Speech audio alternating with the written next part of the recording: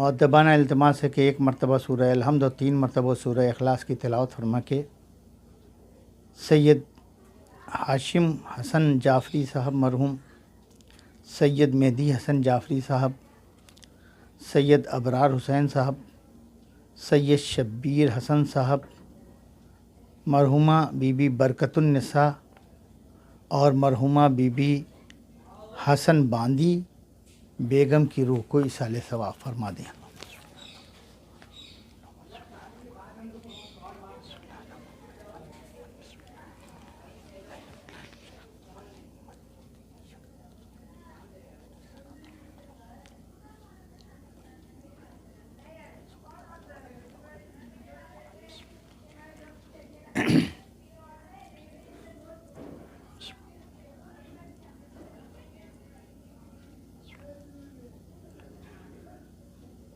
رحم اللہ من قرأ الفاتحہ۔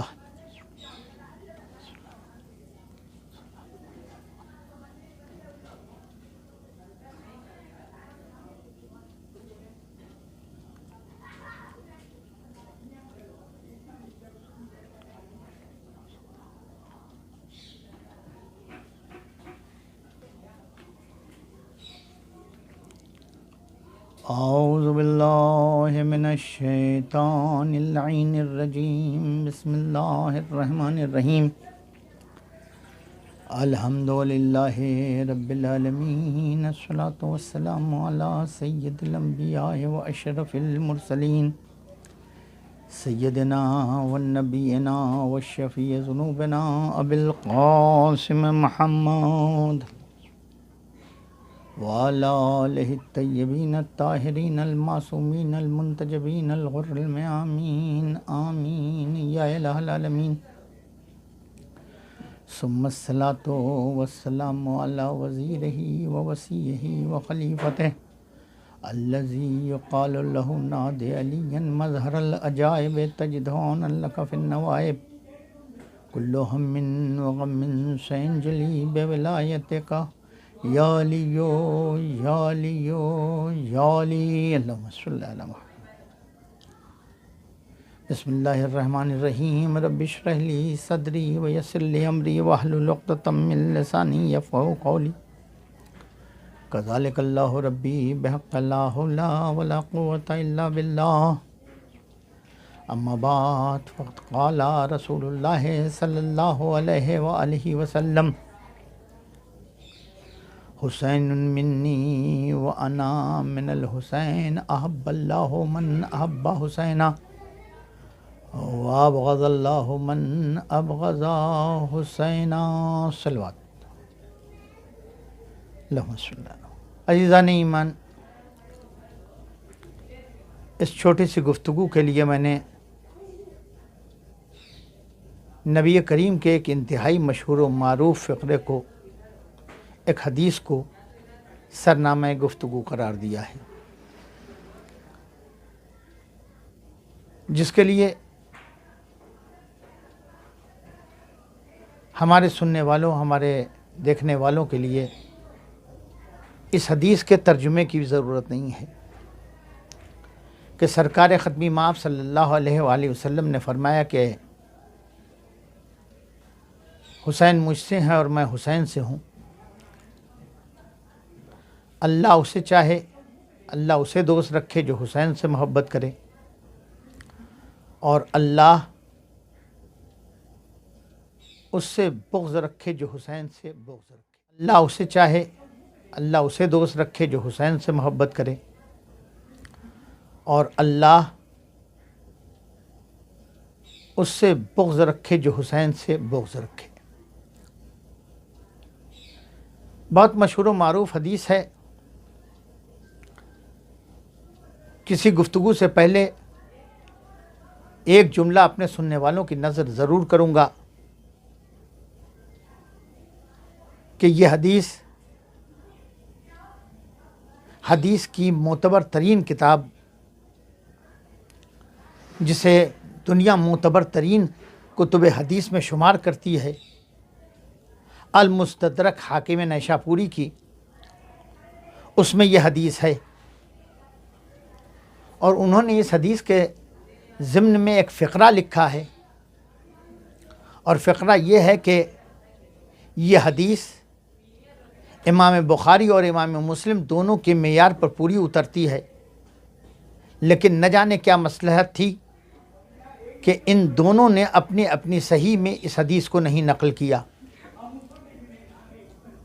اب وجہ جو بھی رہی ہو سکتا ہے کہ ایک مصلحت رہی ہو سکتا ہے کہ حکومت کا دباؤ رہا ہو سکتا ہے کہ کوئی ذاتی غرض رہی یا ہو سکتا ہے کہ اہل بیت کی دشمنی رہی ہو، مجھے اس سے کوئی بحث نہیں ہے، لیکن امام حاکم نے یہ کہا ہے کہ یہ حدیث صحیح ہے کہ نبی نے فرمایا کہ حسین مجھ سے ہے اور میں حسین سے ہوں۔ عزیزان ایمان یاد رکھیے گا، دنیا میں جب کسی انسان کا تعارف کرانا ہوتا ہے تو اس کے دو طریقے ہوا کرتے ہیں۔ اگر آپ کسی یونیورسٹی میں جائیں اور جانے کے بعد ڈاکٹریٹ کی ڈگری حاصل کرنا چاہتے ہیں تو اس کے لیے آپ کو ایک کتاب لکھنی پڑے گی، ایک تھیسس لکھنے پڑے گے، اور اس تھیسس کا ایک عنوان قائم کرنا پڑے گا۔ عنوان کیا ہوگا؟ غالب، شخص اور شاعر، یعنی ایک چیز وہ ہے کہ جہاں غالب کی شخصیت بتائی جائے گی اور دوسرے پارٹ کے اندر غالب کی شاعری کے بارے میں گفتگو کی جائے گی۔ اقبال حیات اور کارنامے، یعنی پہلے پارٹ پہ پہلے حصے میں اقبال کی حیات بتائی جائے گی اور دوسرے حصے میں اقبال کے کارناموں پہ بحث کی جائے گی، اقبال کی شاعری پہ بحث کی جائے گی۔ تو عزیزان ایمان، میں چاہتا ہوں کہ آپ ذرا دیر کے لیے میرے ساتھ رہیں، تو میں صرف اور صرف آج کی اس چھوٹی سی گفتگو میں امام حسین کی شخصیت کا ایک چھوٹا سا تعارف کرا دوں، ایک پارٹ، ایک شعبہ، ایک حصہ اس کا عرض کر دوں۔ دو حصے ہوتے ہیں، ایک کو حیات کہتے ہیں، دوسرے کو کارنامہ کہتے ہیں۔ اب سوال یہ ہے کہ حسین کون ہیں؟ حسین کا تعارف یاد رکھیے گا، اگر ہم کرائیں تو کوئی اعتراض کر سکتا ہے، اگر کوئی مولوی کرائے تو کوئی اعتراض کر سکتا ہے، اگر کوئی مفتی کرائے تو اعتراض کیا جا سکتا ہے کہ تمہیں کیا معلوم کہ حسین کون ہیں۔ لیکن اگر نبی کرائے حسین کا نانا، حسین کا تعارف کرائے تو سارے مسلمانوں کو ماننا پڑے گا۔ میں اپنی طرف سے نہیں کہتا ہوں، ایسی حدیث بھی ہے کہ جو تاریخوں میں درج ہے، کتابوں کے اندر درج ہے۔ صاحب ینابیع المعدت نے یہ حدیث بھی لکھی ہے کہ ایک دن اللہ کا رسول مسجد میں بیٹھا ہوا منبر پر نماز کے بعد خطبہ دے رہا تھا کہ اتنے میں امام حسین تشریف لائے۔ امام حسین کا پاؤں چادر میں الجھا اور حسین گرنا چاہتے ہیں کہ ایک مرتبہ نبی منبر سے اترے اور اترنے کے بعد حسین کو لے کے آئے اور اپنی گود میں بٹھا کے اور آواز دی مسلمانوں کے درمیان کہ اے مسلمانوں سنو، اے میرے صحابیوں سنو، ھذا حسین فعرفوا، یہ حسین ہے، اسے پہچانو۔ ذرا غور کیجئے گا، اب تک نبی جو گفتگو کر رہے تھے، نماز کی گفتگو کر رہے تھے، روزے کی گفتگو کر رہے تھے، حج کے مسائل بیان کر رہے تھے، زکوٰۃ کی گفتگو کر رہے تھے، نماز کی گفتگو کر رہے تھے، روزے کی گفتگو کر رہے تھے، حج کے مسائل بیان کر رہے تھے، زکوٰۃ کی نصاب بیان کر رہے تھے، خمس کا مسئلہ بیان کر رہے تھے، جہاد کی تعریف کر رہے تھے، لوگوں کو اعمال صالحہ کی توفیق، ان لوگوں کو اعمال صالحہ سکھانے کی بات کر رہے تھے، انجام دینے کے لیے تعلیم کر رہے تھے۔ لیکن ایک مرتبہ اب جو حسین کو لے کے آئے تو اب نماز کی بات نہیں ہو رہی ہے، اب روزے کی بات نہیں ہو رہی ہے، اب حج کی بات نہیں ہو رہی ہے، اعمال صالحہ کی بات نہیں ہو رہی ہے، اب حسین کا تذکرہ ہو رہا ہے۔ ھذا حسین فعرفوا، یہ حسین ہے، اسے پہچانو۔ میں کہوں گا یا رسول اللہ، نماز کی بات کیجئے، روزے کی بات کیجئے، حج کی بات کیجئے۔ نبی آواز دے گا، اب تک نماز، روزے اور حج کی بات کر رہا ہوں، اب نماز کے محافظ کی بات کر رہا ہوں، اب روزے کے بچانے والے کی بات کر رہا ہوں، اب اس کا تذکرہ کر رہا ہوں جو حج کو عمرے سے بدل کے تو حج کی عظمت بچا لے گا۔ عزیزان ایمان، ذرا آپ غور کیجئے، نبی تعارف کرا رہے ہیں۔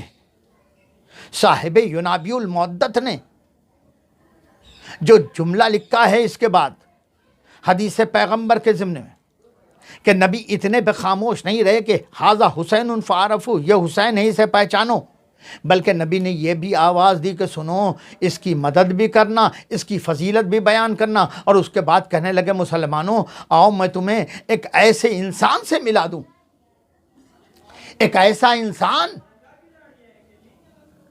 کہ جس کے نانا، جس کے جد سے بہتر کسی کا جد نہیں، جس کے جدہ سے بہتر کسی کی جدہ نہیں، جس کے باپ سے بہتر کسی کا باپ نہیں، جس کی ماں سے بہتر کسی کی ماں نہیں، جس کے بھائی سے بہتر کسی کے بھائی نہیں،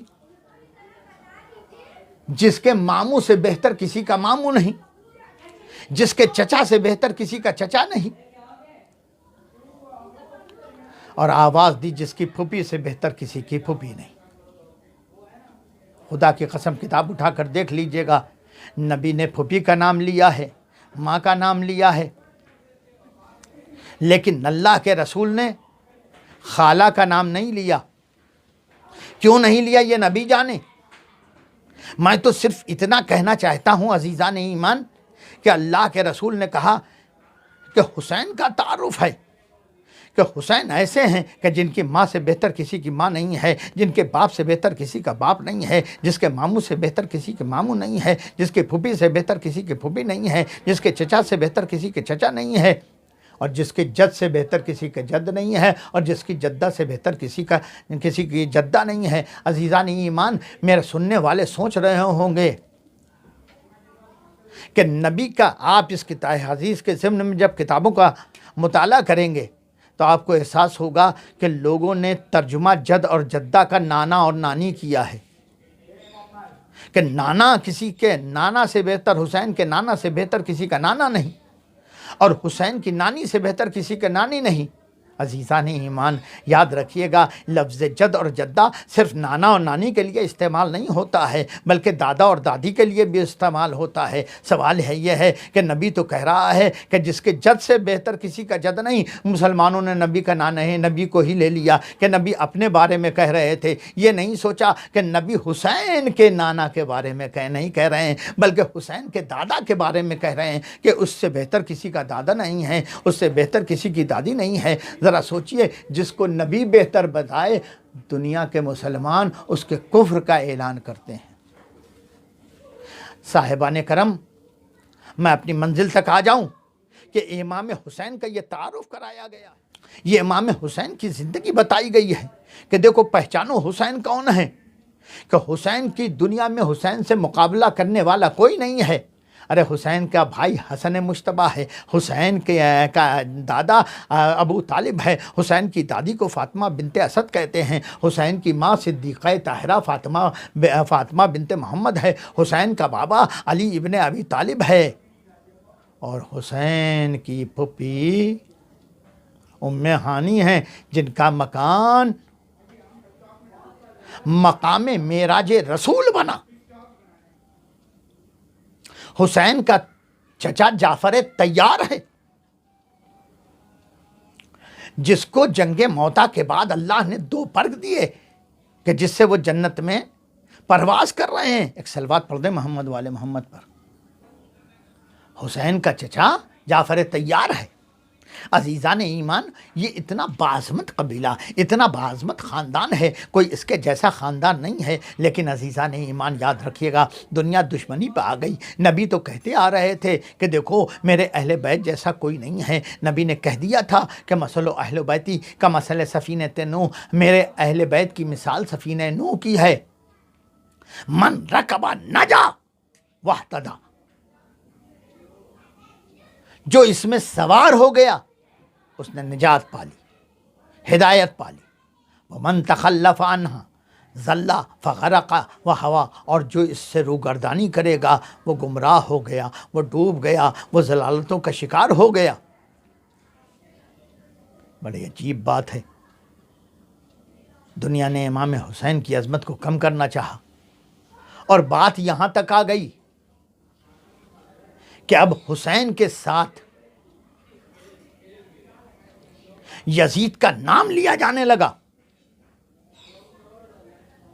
دشمنی آل محمد اتنی بڑھ گئی کہ آج امام حسین کے ساتھ یزید کا نام لیا جا رہا ہے، اور یہی نہیں ہے، نام لیا جاتا تب بھی ہم مان لیتے، لیکن نہیں، اب تو عالم یہ ہو گیا ہے کہ ایسے لوگ پیدا ہو گئے ہیں جو امام حسین کی دشمنی میں آواز دیتے ہیں کہ سنو، یزید کو رضی اللہ کہنا چاہیے، یزید کو رضی اللہ کہنا چاہیے۔ اور یہ بات کوئی اور نہیں کہہ رہا ہے، وہ کہہ رہا ہے کہ جس کو مسلمانوں نے اپنا نمائندہ سمجھ لیا تھا، جس کو حکومت ہندوستان نے نکال باہر کر دیا، اب دوسرے ملک میں رہ رہا ہے، وہ ذاکر نائک، اس نے کہہ دیا تھا کہ یزید کو رضی اللہ کہنا چاہیے، اس نے کہا کیا ہے، کیا کام کیا ہے، کچھ تو نہیں کیا ہے۔ اللہ یزید کو بخش سکتا ہے، اسے رضی اللہ کہو۔ عزیزان ایمان، یہ سن کے مجھے ذرا سا ہنسی آ گئی۔ میں صرف ایک جملہ کہنا چاہتا ہوں۔ دیکھیے، جیسے ہی اس نے کہا کہ یزید کو رضی اللہ کہا جائے گا، ایک شخص نے اٹھ کے کہا کہ جناب علی آپ یہ کیسے کہہ رہے ہیں کہ یزید کو رضی اللہ کہا جائے؟ تو اس نے فوراً آواز دی، یہ میں اپنی طرف سے نہیں کہہ رہا ہوں، مجھ سے پہلے والوں نے بھی کہا ہے۔ کسی زمانے میں ایک لطیفہ سنا تھا کہ ایک بڑی بی کے مکان میں 4-5 چور گھس گئے۔ 4-5 چور گھسے۔ جب چور گھسے تو انہوں نے سب سے پہلے برتن اٹھانے چاہا، اس میں سے ایک پتیلی گر گئی، آواز ہو گئی، بی بی چلانے لگی، چور چور چور۔ محلے والے، پاس پڑوس والے دوڑتے ہوئے آئے، گھر میں داخل ہوئے۔ چوروں کو بھاگنے کا موقع نہیں ملا۔ جب موقع نہیں ملا تو اس میں سے انہوں نے چھپنا چاہا، تو کوئی کسی کمرے میں چلا گیا، کوئی کسی کمرے میں چلا گیا، کوئی دروازے کے پیچھے چلا گیا، کوئی الماری کے پیچھے چلا گیا۔ ایک چور کو کہیں جگہ نہیں ملی تو اوپر مچان پہ جا کے بیٹھ گیا۔ بڑی بی نے دروازہ کھولا، گھر والے، پاس پڑوس والے آ گئے، انہوں نے پوچھنا شروع کیا، بی بی کوئی سامان تو چوری نہیں ہوا؟ بوڑھی اماں نے کہنا شروع کیا، اوپر والا جانے۔ دوسرے نے پوچھا کوئی سامان قیمتی تو نہیں گیا؟ کہا اوپر والا جانے۔ تیسرے نے پوچھا کوئی قیمتی کپڑا وغیرہ؟ کا بیٹا اوپر والا جانے۔ جب یہ بوڑھی اماں نے 4-5 مرتبہ کہہ دیا اوپر والا جانے، اوپر والا جانے، تو وہ فوراً کود کے آیا جو اوپر بیٹھا ہوا تھا مچان کے اوپر۔ اس نے کہا بی بی سب اوپر والا جانے، وہ نہ جانے کہ جو کمرے میں چھپا ہوا ہے، وہ نہ جانے جو دروازے کے پیچھے چھپا ہوا ہے، وہ نہ جانے کہ جو الماری کے پیچھے چھپا ہوا ہے۔ آپ سمجھے، چور کی مینٹلٹی یہ ہوتی ہے کہ جیسے ہی اس سے پکڑا جاتا ہے وہ اپنے اوپر والوں کا نام لینا شروع کر دیتا ہے کہ صرف ہم نہیں ہیں، ہمارے ساتھ فلاں صاحب بھی ہیں، ہمارے ساتھ فلاں صاحب بھی ہیں، ہمارے ساتھ فلاں بھی ہے۔ یہی عالم ذاکر نائک کا ہوا۔ جیسے ہی اس سے یہ کہا گیا کہ یہ تم نے کہاں سے کہا، اس نے کہا میں نے تو نہیں کہا ہے، مجھ سے پہلے والے بھی کہہ چکے ہیں، امام غزالی نے بھی کہا ہے، ابن تیمیہ نے بھی کہا ہے۔ اب آپ سمجھ گئے کہ یہ کہاں سے مسئلہ آیا کہ یزید کو رضی اللہ کہو۔ میں اپنی گفتگو کو اختتامی منزل تک لے آؤں۔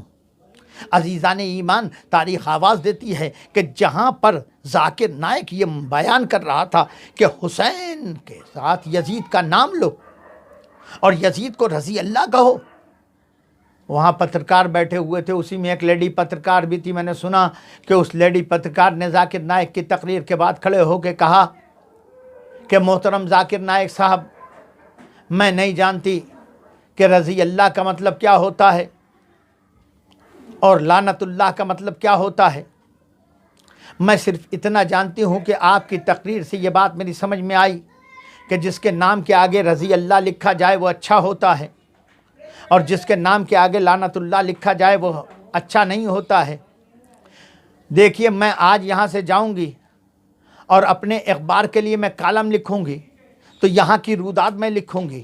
کیا آپ مجھے یہ اجازت دیتے ہیں کہ میں جب یہاں کی روداد لکھوں تو اس میں آپ کا نام لکھتے ہوئے بتاؤں کہ میں نے وہاں تقریر سنی، جناب ڈاکٹر ذاکر نائک صاحب یزیدی؟ اتنا سننا تھا کہ بگڑ گیا، کہنے لگا میرے نام کے ساتھ یزیدی نہ لکھنا، میں یزیدی نہیں ہوں۔ عزیزو، اس کے بعد کیا ہوا مجھے نہیں معلوم، لیکن اتنا تو مجھے معلوم ہے، میں صرف اتنا کہنا چاہتا ہوں، ارے اسے کیا چاہے نا جس کا نام تم اپنے نام کے ساتھ نہ لگا سکو، اسے چاہو کہ جس کے ساری دنیا جس کے ساتھ ہو جائے۔ ہم حسین کو چاہتے ہیں، اپنا تو اپنا خود کو حسینی کہنا چاہتا ہے، غیر بھی حسینی کہلانا پسند کرتے ہیں، کوئی یزیدی کہلانا پسند نہیں کرتا۔ یہ حسین کا کیریکٹر ہے، یہ حسین کا کردار ہے، وہ حسین کا خاندان تھا، یہ حسین کا کردار ہے۔ یاد رکھنا، حسین جیسا کوئی دنیا میں نہیں ہوا ہے، خدا کی قسم۔ حسین ایسا ہے کہ آج بھی دنیا حسین کو چاہتی ہے۔ تقریباً 1400 سال ہونے کو آ رہے ہیں اور آج بھی دنیا حسین کو چاہتی ہے۔ جہاں بھی تذکرہ ہوتا ہے، ظلم ہوتا ہے، جفا ہوتی ہے، ستم ہوتا ہے، وہاں کربلا یاد آتی ہے کہ حسین نے کربلا کے میدان میں اپنا بھرا گھر لٹایا تھا۔ ذرا سوچئے، یہ حسین کی شہادت، ہم 1400 سال سے رو رہے ہیں۔ عزیزو، میں اپنوں کی بات نہیں کرتا کہ آج ہم حسین کے غم میں رو رہے ہیں۔ جاؤ دنیا کے کسی آدمی کو لا کر بٹھا دو فرش عزائے حسین پر اور حسین کے مصائب پڑھنا شروع کرو۔ خدا کی قسم یاد رکھنا، وہ حسین کے مصائب سننے کے بعد اگر انسان ہے تو اس کی آنکھوں میں آنسو آ جائیں گے۔ بیان تو کرو اس سے کہ حسین نے 71 لاشیں جب اٹھا لی ہیں تو ایک مرتبہ میدان کربلا میں آواز دی، حل من ناصر ینصرنا، حل من معین یعیننا، حل من مغیث یغیثنا، حل من ذاب یذب عنا۔ سنو، کوئی ہے جو میری مدد کے لیے آئے، کوئی ہے جو میری نصرت کے لیے آئے، کوئی ہے جو حرم رسول کی حفاظت کے لیے آئے۔ عزیزو، کوئی تو نہ آتا۔ کون آتا حسین کی حفاظت کرنے کے لیے؟ کون آتا حسین کی مدد کرنے کے لیے؟ عباس شانے کٹائے دریا پر سو رہے تھے، علی اکبر سینے پہ برچھی کھائے ہوئے مقتل میں لیٹے ہوئے تھے۔ اے سوگوارو، حسین کے ساتھ کون آتا حسین کا ساتھ دینے کے لیے؟ بچپن کا دوست حبیب۔ اللہ، میرا دل کہتا ہے کہ لاشہائے شہداء نے کٹی ہوئی گردنوں سے آواز دی ہوگی، اے آقا حسین، اے میرے مولا، موت نے ہمیں مجبور کر دیا ہے، ورنہ آپ کی مدد کے لیے ہم ضرور آتے۔ ہاں کوئی تو نہ آیا، کہے خیمے میں کوہرام برپا ہو گیا۔ حسین نے ایک مرتبہ لجام فرس کھینچی، آئے در خیمہ پہ، اے بہن زینب، ابھی حسین زندہ ہے۔ جزاک اللہ خیر الجزا۔ اے بہن زینب، ابھی حسین زندہ ہے۔ یہ ابھی کوہرام کیوں ہے؟ آواز دی، بھیا جب سے آپ نے آواز استغاثہ بلند کی ہے، صغیر نے اپنے کو جھولے سے گرا دیا ہے، آواز دی، لاؤ میرے بچے کو میرے حوالے کر دو۔ اے سوگوارو، حسین کے حوالے علی اصغر ہوئے۔ ایک مرتبہ حسین کا سامنا رباب سے ہو گیا، رباب سے ہو گیا۔ حسین نے ماں کی آنکھوں کی طرف دیکھا، اللہ اکبر، ماں کی آنکھوں میں حسین نے کچھ پڑھا، آواز دی، رباب گھبراؤ نہیں، میں اپنے بچے کو پانی پلا کے لاتا ہوں۔ یہ کہہ کے علی اصغر کو لے کے آئے میدان قتال میں۔ خدا کے بیٹے ہو، اے میرے لال، ذرا حجت تمام کر دو۔ یہ سننا تھا کہ علی اصغر نے اپنے سوکھے ہوئے ہونٹوں پر اپنی سوکھی ہوئی ننھی سی زبان پھرانا شروع کیا۔ علی اصغر کی زبان جیسے ہی ہونٹوں کے اوپر آئی، فوج اشقیہ تڑپنے لگی، ڈھالوں سے منہ چھپا کے رونے لگی۔ یہ منظر دیکھا، پسر سعد نے آواز دی، آئینہ آئینہ حرملا، اقطع کلام الحسین، حرملا کہاں ہے؟ حسین کے کلام کو قطع کر دے۔ اے سوگوارو، جب حرملا پکڑ کے آیا ہے، سوگوارو مختار نے پکڑوایا ہے، اسے اسیر کر کے لایا گیا ہے، تو تاریخ کہتی اس سے پوچھا، حرملا تو نے کیا ظلم کیا تھا؟ کہا حاکم نہ پوچھ تو بہتر ہے۔ کہا نہیں نہیں، بتاؤ کہ تم نے کیا ظلم کیا تھا؟ اس نے کہا حاکم نہ پوچھ تو بہتر ہے۔ کہا تجھے بتانا پڑے گا کہ تو نے ظلم کیا کیا ہے۔ اس نے کہا اچھا سننا چاہتے ہو؟ سوگوارو تاریخ کہتی ہے مختار نے دربار سجایا، چاہنے والے بیٹھ گئے، اس نے آواز دی، اے حاکم، میرے ترکش میں 7 تیر تھے، میرے ترکش میں 7 تیر تھے، 4 تیر تو نشانے پہ نہ لگے لیکن 3 تیر نشانے پہ لگے ہیں۔ سوگوارو سنو گے؟ اس نے آواز دی، اے حاکم، پہلا تیر عباس کے جو مشکیزہ لے کے آئے تھے، چھوٹا سا مشکیزہ عباس، میں نے نشانہ لگایا، پانی بہہ گیا، عباس خیمے کی طرف جا رہے تھے، پلٹ آئے عباس۔ اے سوگوارو پوچھا دوسرا تیر کیا ہوا؟ کہا دوسرا تیر ہم نے پیشانی حسین پہ مارا تھا۔ کہا تیسرا تیر کیا ہوا؟ کہا حاکم نہ پوچھ تو بہتر ہے۔ کہا کیا ہوا تھا بتانا پڑے گا تجھے۔ تو ایک مرتبہ حرملا کہنے لگا، اے حاکم، تیسرا تیر میرا وہ اس وقت لگا تھا جب حسین ننھے سے بچے کو لیے ہوئے پانی مانگ رہے تھے۔ پسر سعد نے مجھ سے کہا کہ اے حرملا، حسین کے کلام کو قطع کر دے۔ اے حاکم، میں نے تیر چلایا، 6 مہینے کا بچہ۔ اے سوگوارو تاریخ نے جملہ لکھا ہے کہ فَانْقَلَبَ الصَّبِيُّ عَلَى يَدَيْ الْإِمَامِ، بچہ باپ کے ہاتھوں پہ منقلب ہو گیا۔ اللہ کیسے اس لفظ منقلب کی وضاحت کروں، سوگوارو تاریخ کہتی ہے کہ تیر اصغر کے گلے میں لگا اور حسین کا بازو چھید گیا۔ اے سوگوارو، حسین نے ایک مرتبہ اصغر کا خون اپنے چلو میں لیا، آسمان کی طرف پھینکنا چاہا، آواز آئی حسین اگر ایک قطرہ بھی آ گیا تو تا قیام قیامت ایک قطرہ پانی نہیں برسے گا۔ حسین نے زمین کی طرف پھینکنا چاہا، آواز آئی اے حسین اگر یہ خون ناحق ہم تک آیا تو پھر تا قیام قیامت کوئی دانہ روئیدہ نہ ہوگا۔ یہ سننا تھا کہ حسین نے اصغر کا خون اپنے چہرے پہ مل لیا اور آواز دی قیامت میں اپنے نانا سے یوں ہی ملاقات کروں گا۔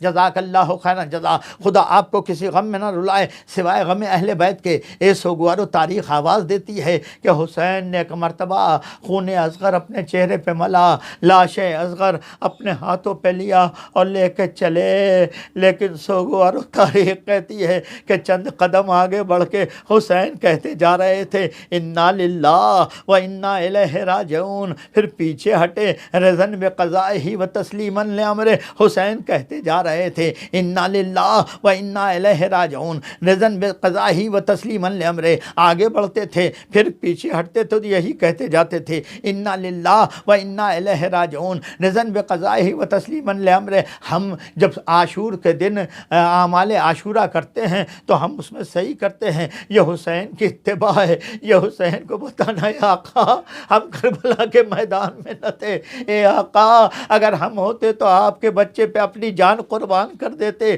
اے سوگوارو آخری فقرہ سن لو، تاریخ کہتی ہے کہ ایک مرتبہ حسین نے ہمت کو مجتبی کیا، صبر نے حسین کا ساتھ دیا، حسین آگے بڑھے بچے کو لیے ہوئے، در خیمہ پہ آ کے آواز دی رباب اپنے لال کو لے جاؤ، لیکن سوگوارو تاریخ کہتی ہے رباب سے پہلے 4 سال کی بچی سکینہ دوڑتی ہوئی آئی، باپ کے قدموں سے لپٹ گئی، بابا بھیا اصغر کو پانی مل گیا، میں پیاسی رہ گئی۔ حسین نے کچھ کہا نہیں، ابا کا دامن ہٹایا، اتنے میں رباب بھی آ گئی تھی۔ اب جو رباب نے اپنے لال کو دیکھا تو آواز دی یا بنیا مثلو کا ینہر، اے میرے لال کیا تیرے جیسے بچے بھی شہید کیے جاتے ہیں؟ اے میرے اصغر کربلا کے میدان میں تم نے بھی ساتھ